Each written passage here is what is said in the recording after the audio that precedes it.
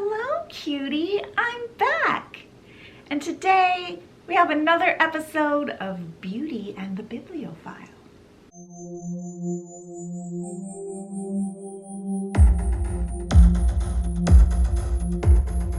If you're new here, welcome to my channel and welcome to the Cute Life. I'm your cult leader, Leah.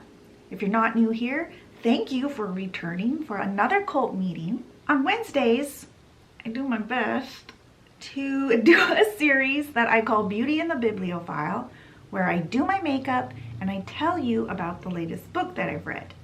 If you don't know what a bibliophile is, it is a lover and collector of books. Me. Today's book is The 6 Pillars of Civility by J. Remmer?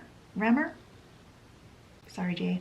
Now, this book is not the typical book that we tend to cover on this channel.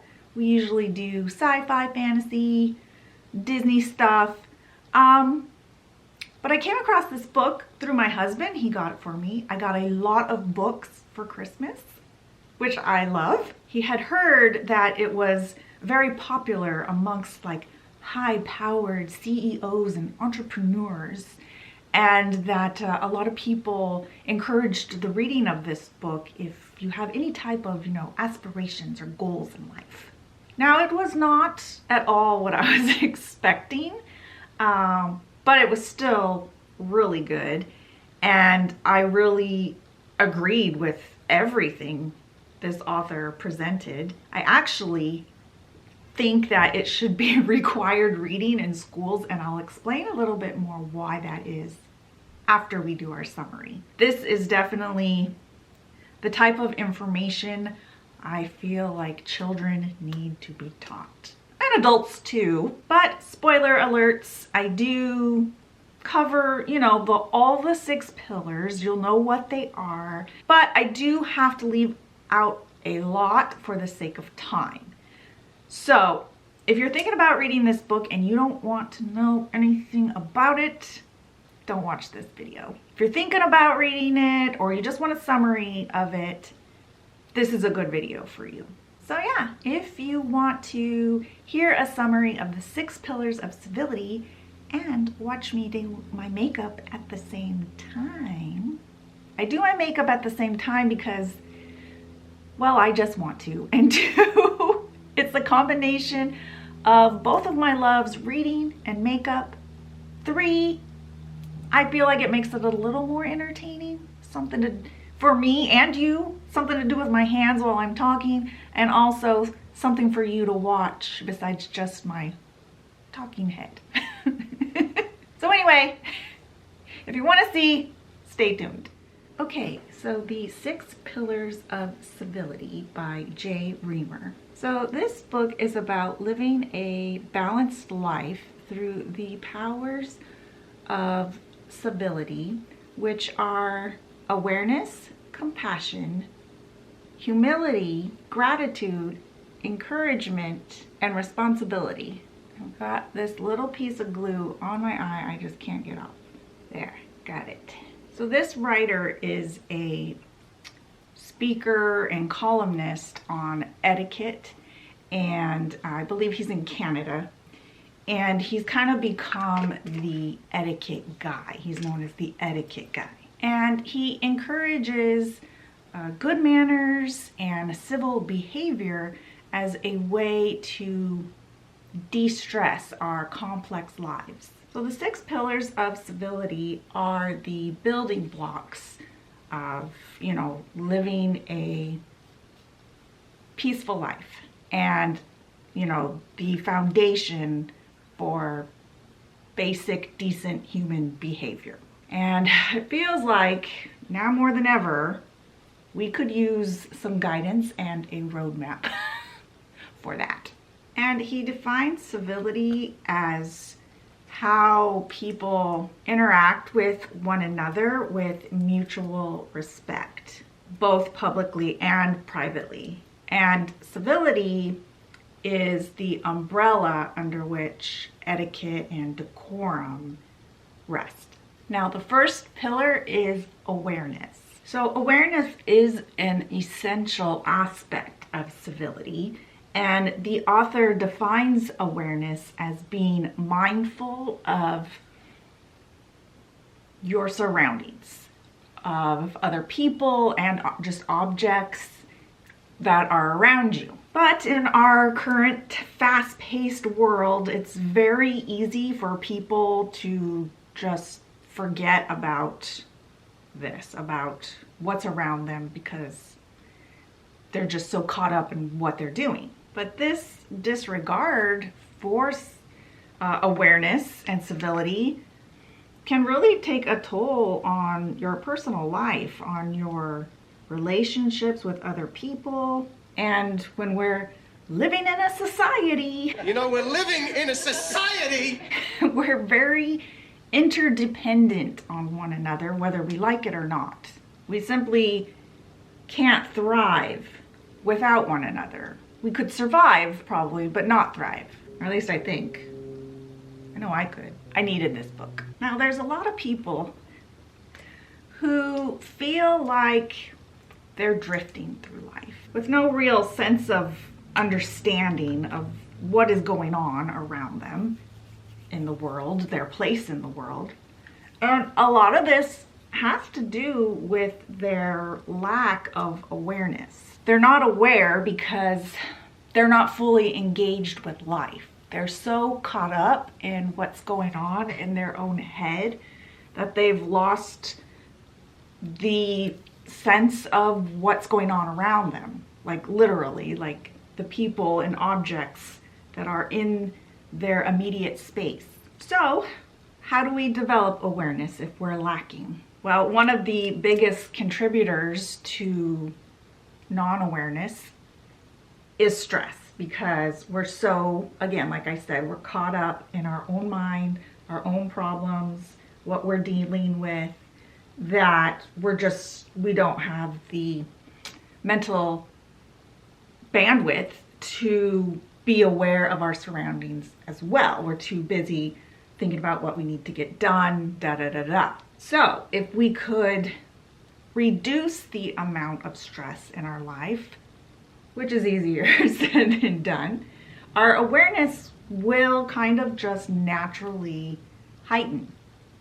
Now, how do we do that? How do we get rid of stress? Well, the author suggests, a few things. Meditation is a huge one.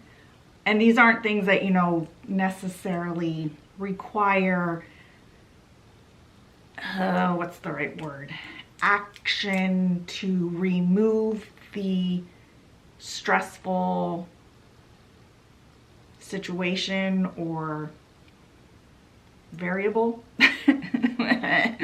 Just learning more how to cope. There we go. More how to cope with stress versus, trying to eliminate it. Because, you just can't in this world. Stress is a part of life. But how we cope with it can have a huge effect on our mental health and, as a result, our awareness. So like I was saying, meditation, breathing exercises, or it could be something as simple as just making sure that you are getting enough me time to recenter. So as we become more aware, we'll naturally start to become aware of people around us that need assistance. And it can be very satisfying to help people who need it. It can really, encourage people who might have challenges to continue on their path, because it lets them know that not everyone can do everything on their own. And by giving others a push, we satisfy our own life, and it makes for happier and healthier and safer communities. So again, as we grow in our awareness, some etiquette rules will start to become a little more natural for us. The author particularly mentions sidewalk etiquette. To comfortably share them, there's a few rules that we all kind of need to know and abide by. And I loved this part of the book because this is like a huge pet peeve of mine. He talks about how big families or, you know, large groups of people will, for some reason, decide that when they're walking down the street together, they're gonna walk side by side and take up all of the capacity on the sidewalk, preventing pedestrians from being able to pass them on either side, whether, you know, people coming up behind them or coming towards them. When this happens and people are trying to get around you, or there might be a collision, your group is supposed to collapse down like and start walking single file. But for some reason, people do not do this. And, you know, I don't know if it's because of just obliviousness or some sort of sense of entitlement. But honestly, the reason doesn't matter. It's irrelevant. It's one or the other. And both are a form of rudeness and just show that you're kind of a jerk. When you're walking down the street, be aware of your surroundings. What people are around you? Is someone behind you trying to get around? Is someone coming towards you? Are they carrying bags? Do they look like they're in a hurry? And if you need to stop suddenly or change directions, look with your head first. I don't understand why you have to tell these people. I see it all the time. It's like you're in a big crowd, but you just stop and everyone behind you slams into you, and then you get upset because the person behind you ran into you. And it's kind of like the same rules of, you know, traffic on the road. Slower traffic needs to stay to the right. Anyway, so by following these types of rules, it'll make the sidewalk travel more comfortable and enjoyable for everybody. Now, the grocery store aisles are another area in life where people seem to just completely lose all situational awareness, and completely agree. For some reason, people will block the aisles with their carts, and aisles seem to be getting smaller and smaller, and carts are getting bigger and bigger. So don't block the aisleway with your cart. If you need to get something, you need to move it to the side. And you would think, this is common sense, but no. Now the author says that a good rule of thumb is that if you need to get something and it's gonna take you more than 10 seconds, move your cart to the side. I kind of feel like it should be more like 5 seconds, but he says 10, so I guess I'm a little more impatient, which is another pillar we will need to talk about that I need to work on later. Okay, so another area with the whole shopping cart is the parking lot. For some reason, people just want to leave them randomly everywhere. There's designated areas for our shopping carts, okay? So you need to put them there, because if you just leave them in some random like parking spot or random place, it's a hazard and it's rude. And I can't tell you how many times I've gone to the grocery store and it's super busy and you finally find a spot and there's a cart sitting in it. And being inconsiderate like this, it's really just plain lazy. So put your cart away in the designated areas. Think of it as getting your steps in. Also, at the grocery store, do not let your kids run up and down the aisles making a commotion. It's understandable that, you know, children they're excited, especially where, you know, all their favorite treats are. But to let them just be loud and run around, it's a danger for your children and other people in the store. And don't fight with your children in the store. We've all seen it, and it makes everybody uneasy. If you have to discipline your children, wait until you're alone. So we all need to do our best to be situationally aware, and really doing this is a way to bring civility to the world, and by bringing civility to the world, we lessen the suffering. So be the change that you want to see with even the little everyday things. Now, the second pillar of civility is compassion. And I gotta be honest, this is a difficult one for me. It's not that I'm not compassionate or I don't care about people. I'm just extremely impatient.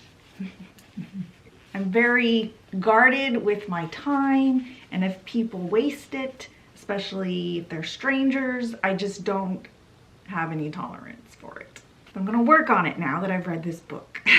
Now, compassion and self-compassion are two qualities that we all have to continually practice in order to get good at. So I guess it's not just me, huh?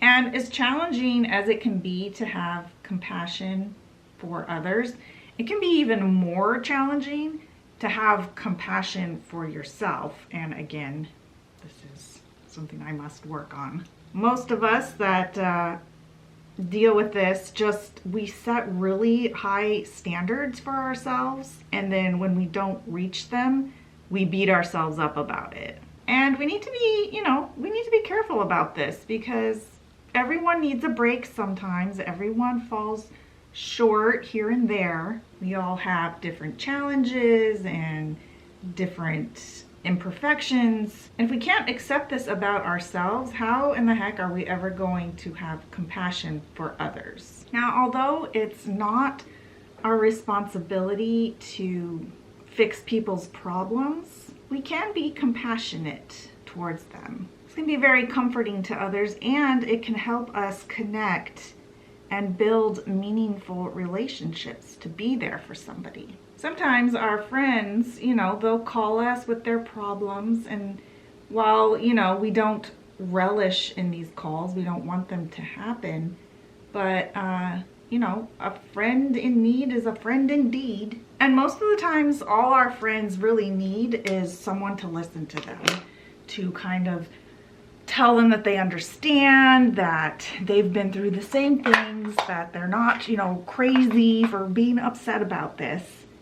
Usually that's all we can do, but that's also all they really need. And so to listen to someone can be a very compassionate thing to do. And when we ourselves are feeling overwhelmed or have an issue going on, we should reach out to our friends. And a lot of us, we don't want to do this because we don't want to be a bother. But the author says to be a bother. That's what our friends are for. And we can't always carry the weight of our problems and our issues or whatever's going on by ourselves. And we shouldn't have to either. And having compassion for ourselves and for others really allows us to deal with our challenges and help others with theirs. Now, the third pillar is humility. So we all need to be reminded from time to time that kindness sustains the world. And humility and empathy remind us that we are all equal on almost every level. Now, for this discussion, the meaning of humility basically just means that there are no big shots, regardless of, what our job is, our social station in life, our education, our wealth. It means that we recognize that everyone is of value. Now, that's not to say that we can't hold some people in higher regard or feel like maybe our lives are lacking in some way. But if we have enough humility to help others, we're probably going to be held in a higher regard than we even know. Now, I think we all know that in some businesses, there is a tremendous lack of humility, especially at the highest levels. And this can cause a lot of employees to be searching for other work. And an emotionally intelligent company would do whatever they needed to reverse this. But sadly, they don't. Most of them don't. And in the meantime, scores of employees and their families are suffering. And when the author is talking about humility here, I got the sense that he wasn't just talking about, you know, your boss or whatever not lording it over you or whatever, of course. But I also got the sense that he's talking about your compensation, your pay. Does it reflect the fact that they appreciate you? And it can take humility on the part of the boss or the owner or whoever who makes these decisions to make sure that that's happening. Now, we all need to take a look at our work situation with regards to humility, but especially if we're the boss. Most employees value their bosses based on the fact if they feel valued and if the boss has the humility to make them feel valued. So if you feel like maybe there's a weak link in your business, start off by checking the humility meter with the higher ups. And humility is something that needs to be put in check, not just at work, but at home too. And if some of us were raised to not have the humility to believe that we're all equal, then that person needs to stop and reassess their humility. Now, the fourth pillar is gratitude. Now, gratitude is the state of mind that can lead to actions. And this action could be something like saying thank you, writing a thank you note, or it could be just sitting quietly with that sense of gratitude for life in general. So saying thank you is very important, especially culturally. If we grow numb to gratitude and we forget our please and thank yous, this can really affect the civility of society. And with it, the abandoning of awareness and compassion, the previous two pillars. Now, a lot of us have kind of forgotten our manners. We are busy and we just get involved in the everyday and we just forget to say thank you sometimes. And we begin to take things for granted, even the small things like our health or food that we have, shelter. I mean, can you imagine what the world would look like if we all had gratitude for everything we have, including just life itself? And some people feel so strongly about this that they make sure and take time every day to write down what they're grateful for. Now, as difficult as it can be to be thankful for even the good things in life, we should actually be thankful for some of the hard things in life too. Because without these things, without these challenges, we'd never grow or develop. And gratitude is a critical component to any healthy work environment as well. And again, this should start from the top down. It can really take a struggling business into being a profitable one, especially when it comes to showing gratitude for your employees and their hard work. And it's been shown that employees who feel appreciated do better work. So appreciation and acknowledgement need to come from the top down on a daily basis. And any boss who isn't doing this is really not using their greatest tool. But you know, some companies, the almighty dollar outweighs the understanding of humility and appreciation and gratitude and compassion and all the things that we're talking about. Money outweighs the value of humans. But the author says, and I have always felt this, I never heard anyone else articulate it, but I mean, really, the measure of a successful business should really be based on employee retention. Employees that are happy, feel appreciated, stick around. So it's up to us to make sure that we are appreciating others and the things that we have in life. And this general sense of gratitude can really leave you with a sense of peace that can really actually affect other people too, and their sense of peace. Now, the fifth pillar is encouragement. Encouragement is important because it demonstrates that we understand that how we treat each other matters. And encouragement can come in many different forms. Usually it comes verbally. Most of us in kindergarten start to understand what appropriate and inappropriate behavior is through positive reinforcement, which is encouragement. Now, successful sports franchises have known this for a while. They understand that using encouraging mantras can really improve the overall performance of an entire team.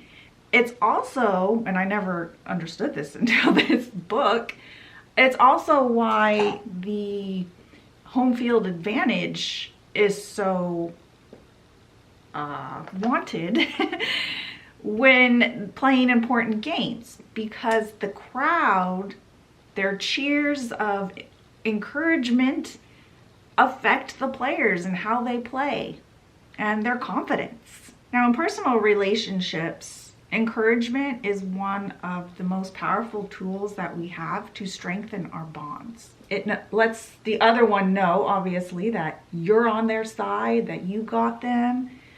But it also makes the person doing the encouraging feel better as well, because it feels good to bestow confidence in your partner. Studies have shown that children learn better when they feel good about themselves, and they will feel good about themselves in an encouraging environment. Now, without encouragement, there seems to be a tendency towards bullying on the part of the individual not being encouraged. It gives that person a sense of a fear-based, toxic environment that discourages productivity, whether that's, in school, at home, or at work. So it's very vital to, if we see this kind of behavior, to correct it and make sure to give encouragement when you see the behavior being corrected. Now, once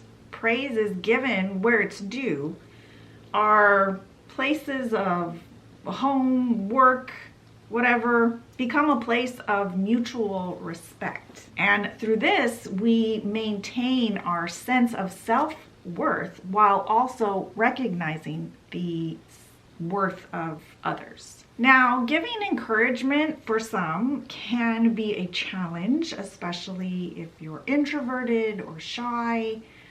But the author suggests really trying to fight through this anxiety because it has such a positive effect on society and our immediate personal relationships. Now, the sixth pillar of civility is responsibility. Now, most of us spend our lives trying to figure out what our responsibilities are versus the responsibilities of someone else. And taking responsibility for our words and actions are critical. If we all skirted our responsibilities, the world would be in chaos. Maybe that's part of the problem right now.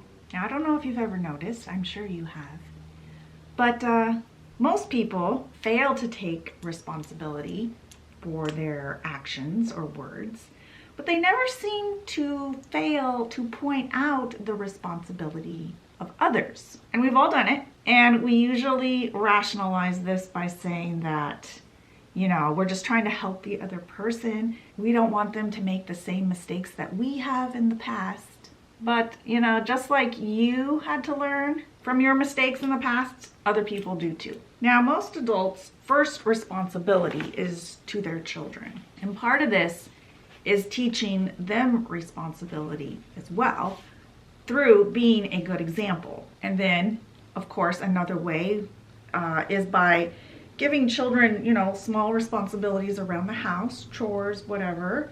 And they could get an allowance for this, or they could just be, you know, told that they need to carry their weight. And this teaches the children that others rely on us and how to keep up our end of a bargain. So what happens when we don't take responsibility for our actions, our words, our situations in life? What happens when we blame others? Well, this refusal to own up to the music can really deteriorate your life, and it can lead to living a fear-based life full of dishonesty and instability. Now, no matter what the situation is that is causing us undue stress or suffering in our life, we have to recognize that we all have some responsibility, at least, in that situation or suffering. And being able to recognize this and take responsibility for our part in it can really be a liberating way to move forward. Now, on the opposite side of the spectrum, there are people who take unnecessary responsibility for a situation or suffering of someone else. But as much as we're trying to help, and we can help by being compassionate or lending a helping hand, it's not appropriate to insert yourself into their life. You need to respect people's boundaries by not trampling on them. Now, another aspect of responsibility is honesty. One of the first things that we learn as children is to always tell the truth, and we start to figure out that lying is akin to cheating, and that this is a dishonorable trait. Granted, most people lie out of fear of the consequences of telling the truth, and this is, you know, kind of a wired biological reaction trying to protect ourselves. It doesn't do anything for correcting a bad situation or helping us with our daily challenges, and in fact, it can probably make them worse. So whether you're at home or at work or school, maintaining a sense of responsibility is very important because it can affect your success, your level of happiness, and the mutual respect that we all crave. So by using these 6 pillars, we start to get an understanding of how to have a more fulfilling life, which can contribute to our success and our overall happiness, which is something we all have a right to. The end. So yeah, that's the 6 Pillars of Civility. It was a very good book. I agreed with everything that the author said. My favorite chapters were chapter 1 on awareness and then chapter 6 on responsibility. My only criticism, and this is just a taste thing, the tone was very lovey-dovey, a little hippy-dippy for my taste. I'm more of a tough love type of girl. And I get it. He was being compassionate. He was using one of these 6 pillars, and which is why I said I gotta work on that one. But really, I thought this was an amazing book, that the principles in it were something that we all need to know. And it feels a little bit, you know, basic, like, well, yeah, duh, don't we all know these things? But you know what? No, I know, it's shocking. We're not all taught these things. I personally feel like this book should be required reading in what, I don't know, 5th or 6th grade. The concepts are not complicated. I think a pretty young child can understand this stuff. So yeah, that was the 6 Pillars of Civility. Again, I hope you will get this book. I left a link in the description. It's not an affiliate link. It's just there for your convenience if you want to read the book. For the sake of time, I always have to leave so much out for these videos, so it is worth still getting the book and reading it, even if you've listened to this summary. And I also know, you know, this was a little bit of a deviation from our typical books that we read, Disney, sci-fi, fantasy type stuff. But you know, every once in a while, I do need a break from that kind of stuff. And like I said, hubby got this for me. Maybe he thinks I need it. No, I know. He had heard about this book and he just wanted to pass it along to me because he knew I would probably enjoy it. So thank you, baby. If you liked this video, let me know by giving it a thumbs up. It's how I know what kind of videos to make, and it's compassionate. It lets me know you care. Make sure and subscribe and hit the notifications bell so that you won't miss another episode of Beauty and the Bibliophile and our little weird deviations here and there. Next week, we'll be doing something Disney again. I got a new twisted tail. So if you want to see that, make sure and subscribe and hit the notifications bell so you don't miss it. And I will see you in the next one. Bye. Okay, so the 6 Pillars of first sentence, because it lets them know that, you know. Now the author says that now in our personal relationships, encouragement is one of our most powerful tools to bond each other and bond each other, or